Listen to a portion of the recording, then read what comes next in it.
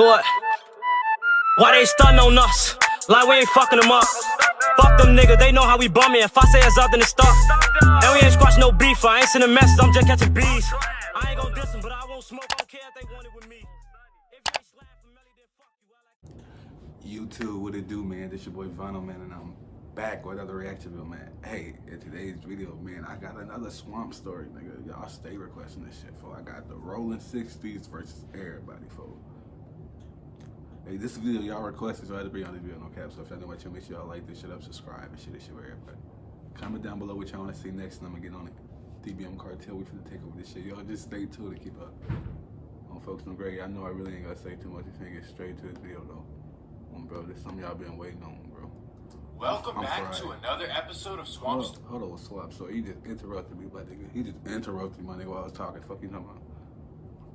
Hey, I'm fried. I ain't gonna lie to y'all. I think I'm fried. Fuck you about? Hey, y'all need to subscribe, nigga. Fuck y'all don't want to subscribe, nigga. Welcome back to another episode of Swamp Stories. For this episode, we cover one of the most legendary people in West Coast history. But more importantly, we cover the neighborhood that he's from and all the history behind it. But before we get into it, make sure to leave a like and subscribe if you're new. You can also follow the new Swamp Stories Instagram page. So let's get to it. Here we are back again in Los Angeles. So now we have covered the 5'5", 5'7", Hoovers, Treetop, Grape Street, East Coast, and Florence. And to be fair, all of these areas are highly important to LA, but they can't really compare to the area that we're gonna cover in this episode. But in order for it all to make sense, we need to... R.I.P. Nipsy, G. On folks.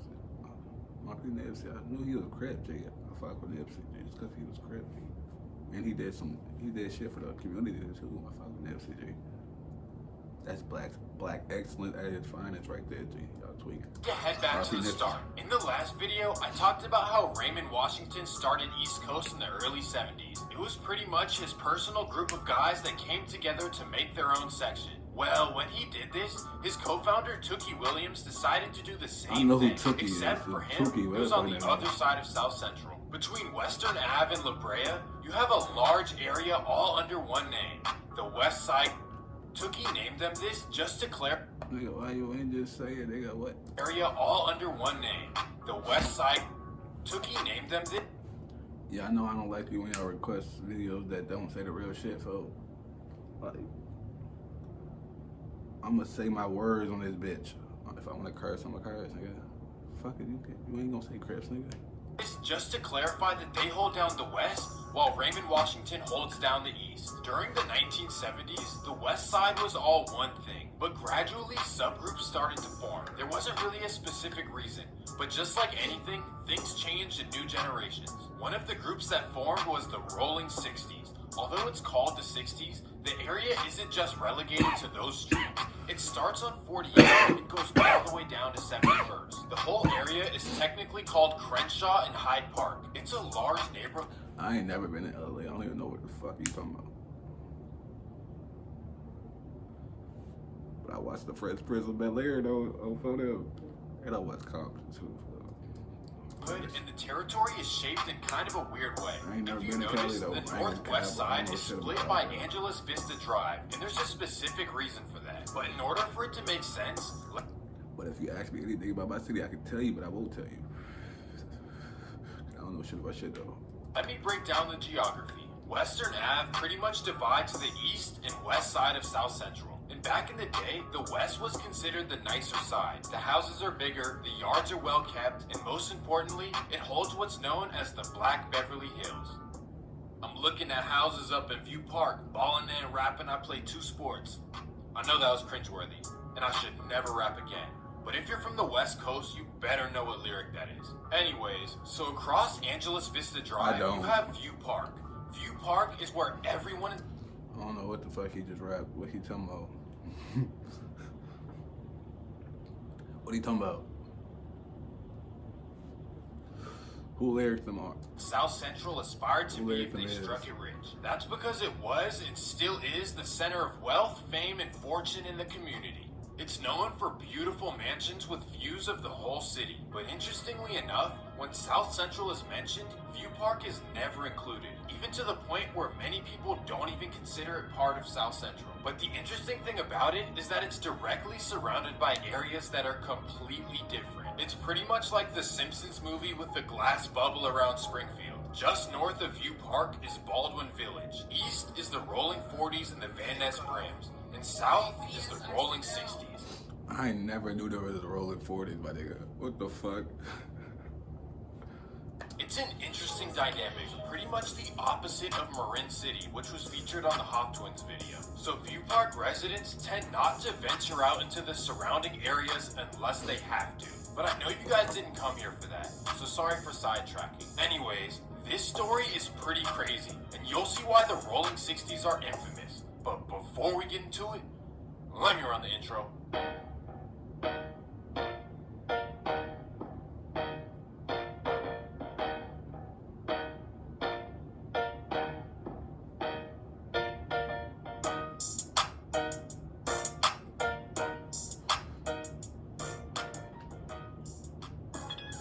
Well, here's how it all worked out. Tookie Williams was the ultimate decision maker. Originally, the whole West Side was unified under Tookie. So when subgroups such as the Rolling 60s first started to form, they needed his approval. And that means that there are rules to it. First, it's all about representing. And for the 60s, that meant wearing Seattle Mariners hats. The S represents 60s. But when Tookie went down in 1979, his approval was not important anymore. So during the next few years, the 60s got so big that they began having their own subgroups. Starting with Front Hood, which is around Crenshaw and Florence. Then you have the Overhills, Arlington, Bryanhurst, and Dime Block. Altogether, there are officially 6,000 to 8,000 Rolling 60s members.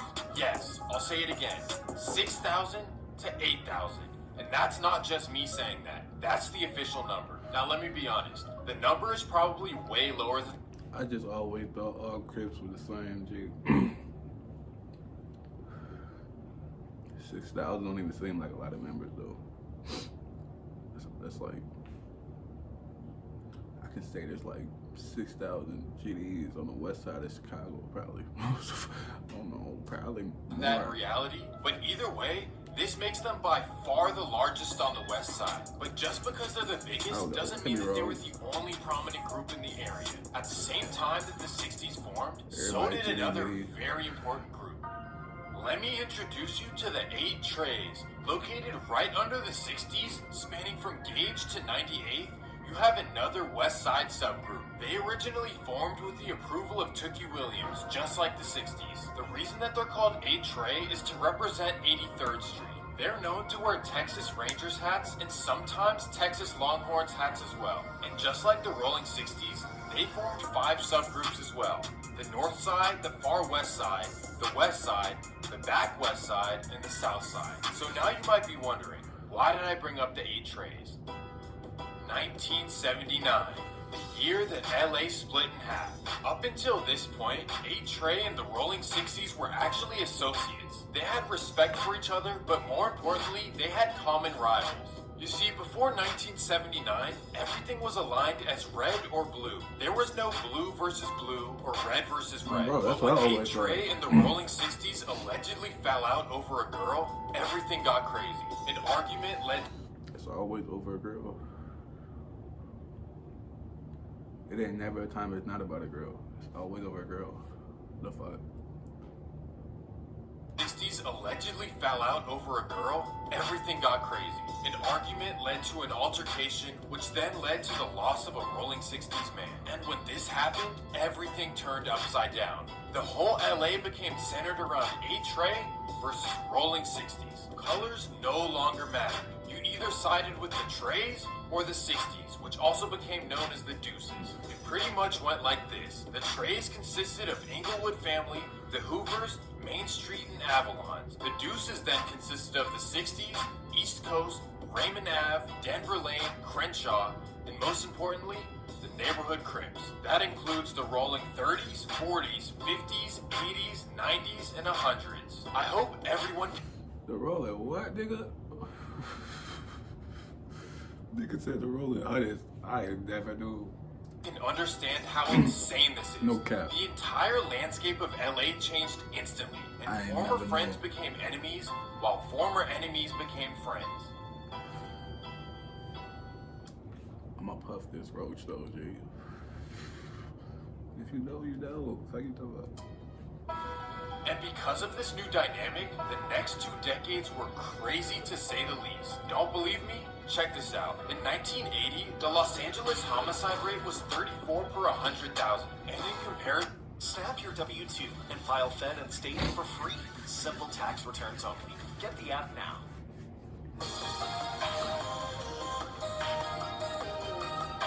I'm gonna let the ad play anyway. Get your money, gang. in 2019, Get your it was money, just gang. 6.4 per Get your 100,000. money. So just be aware that the 80s and 90s were on a whole different level. So when your OGs tell you back in my day, do not roll your eyes. Listen to them. It was worse in their day. And it all pretty much involved the deuces and the trades. And things got especially crazy in 1984 when Rolling 60's Taekwon Cox, also known as Lil...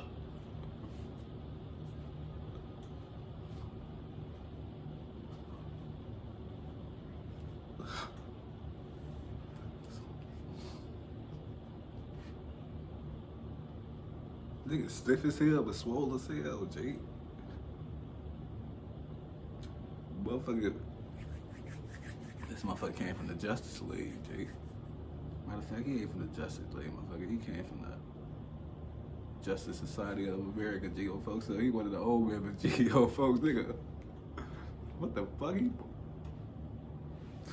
Lil Feet, Poked Up Tookie Williams. Wait, what's his name? Rolling 60's Taekwon Cox, also known as Lil Feet, Poked Up Tookie Williams in San Quentin. After this, every single day, something new was going on in South Central. And a lot of the times, it wasn't even about colors. That's just how the world interpreted it from the outside. Beneath the surface, it's real humans going through real things. Sometimes you just have to... I just thought it was Crips versus Blood, G. Everybody Crip walk, G. They all do the same shit. You might as well get along. At the same time, I know what they're talking about, because the GDs and PDs, you got GDs versus GDs, all type of shit. So I see what they coming from, G. At the same time. To put yourself in their shoes. Don't believe me? Well, check this story out. September 3rd, 1994. 3 Rolling 60's men, Dalen Hicks, Lamar Armstrong, and Trevon Boyd, had run into a 13-year-old girl. I don't even want to say what happened, but you guys can put 2 and 2 together. Well, after she was found in the alley, her godfather would get word of what happened. His name is Marcus Adams, but he's known as Lil Sonny. Well, he was understandably upset about what happened, and he decided that he needed to deal with it. So for the next 3 days, he would inquire about who did it. September 7th, 1994. Lil Sonny would find the 3 men sitting in their car on 47th Street. He would walk up to their car and ask for their names. He would then ask him if they did what he thinks they did. Surprisingly, they would brag about it to his face. Then he would let them know that that was his goddaughter. Then they would laugh and say, "Hey, do you want to be next?" And he answered the question in a very different way. Bang! Well, a woman... Hey, that's what he was supposed to do. Stop playing with him. Why the fuck y'all just do him? Why y'all just play with him like that, G? Like, what's real shit though? That was disrespectful, G. On folks too. They said, "Do you want to be next?" What y'all thought he was going? Y'all thought he just came up there to say, talk to y'all? I thought he was gonna let y'all go? No, he came up there with the intentions to pop y'all ass in the first place. What the fuck y'all had going on, bro? What the fuck? You thought he just gonna let y'all go away about y'all married day? Oh no, there you go. Bow. Oh no. And say, "Hey, do you want to be next?" And he answered the question in a very different way. Bang! RP them though. Well, a woman nearby would quickly report that it was Sonny who did it. She would also mention that he is a 6'2" sprint, and that would be all it would take. Lil Sonny is not eligible to get out. But regardless, I think everyone can empathize with the decision he made, and we can all agree that it was a bad look for the 60s. But the problem is that regardless of the real reason, it was decided that it was only about colors. In the newspaper, none of the reasons were given. All it said was 6'2" sprint and 3 Rolling 60's. They didn't mention anything to humanize the decision that he made. So I hope this story was interesting enough. Now let's head to some more recent times. The early 2000s. This is when Nipsey Hussle really made a name for himself. He grew up in the 60s between his mom's house and his grandma's, but he really went out on his own at the age of 14. That's when he was jumped into the rolling 60s. He spent most of his teenage years living the lifestyle that many don't make it out of. But in 2004, at the age of 19, his father took him on a trip to Eritrea. The sad part is I ain't never heard a song by Nipsey. No cap. I ain't gonna cap to y'all. Folks, I ain't never heard a song by folks. He said that this trip to the motherland changed his life. He came back to South Central with a new motivation to be a community I just know who he is because he dated Shirley. So that's when he dropped his first mixtape, Slossin' Boy, in 2005. After that, it was a slow grind. He didn't take off as quickly as he thought he would. It was a marathon, not a sprint, but he knew that, and that's why he stayed consistent. It sounds easy, but this wasn't without plenty of obstacles along the way. Nipsey Hussle was still a rolling 60 at the end of the day, and a lot comes with that. He had to watch for 8 Trey, Van Ness, Inglewood Family, Harvard Park, Grape Street, and the Hoovers. And then let's mention that the Rolling 20s became rivals as well. It's safe to say that the 60s are not popular. Let's get into some of the important historical events that took place. I can't possibly cover everything, or else this would be an hour-long video. March 2nd, 2013. 2 Rolling 60s men, Marcus Megan and Terrell Highsaw. I just want to know how you know all this though. Who are you talking to inside these gangs? G? Who's giving you this information? Bro, who's giving him this information, bro? Are driving in a rental car down Figueroa Street in South Central. And for those who don't know, this is the Hoovers area. Well, that's where they find a father and son walking down the street. Eric Richardson and his father, Eric Richardson Sr. Well, they roll down the window and yell, "What's up, Groove?" This is a term that they use to call the Hoovers. Well, the Richardsons turn around, and before they can respond, bang! They drive off and are later pulled over for speeding, and that would be the end for them. Well, as it turns out, Eric and his son had nothing to do with the Hoovers. This should remind you of my previous video. It seems like a common theme in LA. Well, now that you understand the environment of what goes on in South Central, let's talk about some of the accomplishments of Nipsey Hussle. He was all about opportunity and education. He understood what it meant to be a product of your environment, and that his path could have been easily veered in another direction. He understood the importance of structure, which many kids in his area lack. So in order to help out, he didn't point fingers. He took it upon himself to uplift his community. He bought real estate in the Crenshaw area, which he used. He did get back to his people though. That's what I did know about him. I ain't never heard his music, but I did know about that though. R.I.P. Nipsey though. And I watched DJ Go, so DJ Go's always talking about that nigga Nipsey. R.I.P. Nipsey though. I fuck with this. Just because he was giving back to the people like he's supposed to be. Niggas don't give back. Used for multiple purposes. First, he had his Marathon clothing store where he hired the community to maintain and operate the store. Then he opened up a non-profit center for the youth. This is where children could find science and tech-focused tutors and classes. What he was supposed to do. Nipsey stated that his goal was to fill the void of science, engineering, and math skills in the community. His major goal was global. He wanted to expand the programs to Atlanta, Baltimore, and Chicago. But now let's get back to the story. March 31st, 2019. Nipsey Hussle would be at his store with a large number of friends, family, and fans. One of the men there was a fellow Rolling 60 named Eric Holder. He would walk up to Nipsey to dap him up, but Nipsey didn't want any parts of that. That's because of rumors floating around that Eric Holder had paperwork on his name, so Nipsey Hussle would be upfront with him. He would say something like, "I can't be around you, bro." So Eric Holder would go walk back to his girlfriend's car and ask her to pull back up on Nipsey. She didn't want to do it, so instead, he would just get out of the car and walk up to Nipsey. Bang! On April 2nd, 2019, Eric Holder would go down for it. Nipsey Hussle received a lot of love after his passing, some real and some fake. I will admit, there were a lot of people pretending to be Nipsey fans that probably never listened to his music before. Quite honestly, I'd be lying if I said I thought he was a great rapper. But regardless, his impact was bigger than music, and he I ain't never heard a song like by him. Like I just told you, I ain't never knew his music. On a positive note, this incident actually brought together many 8 Trays and Rolling 60s, he did a lot of shit though. It didn't bring everyone together. March 31st, 2021. Rolling 60's Shady Blue would be in Palmdale, which is located about an hour north of LA. He was a close friend of Nipsey Hussle. Nipsey even mentioned him in a song called Keys to the City. I would say the lyrics, but I told you guys that I wouldn't rap again, so I'm gonna stick to that. But Shady Blue would be driving a white sedan down Palmdale Boulevard. Bam! This incident would be a big deal. 1090 Jake would even make a video about it right away. But this story gets even crazier. After the incident, the Hoovers would take to Instagram and make all kinds of jokes.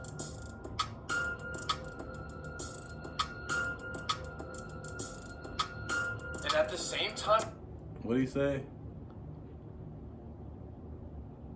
He said on Nipsey Day, damn, they disrespectful, G. He said the Hoover said that? Hold on. Take to Instagram and make all kinds of jokes.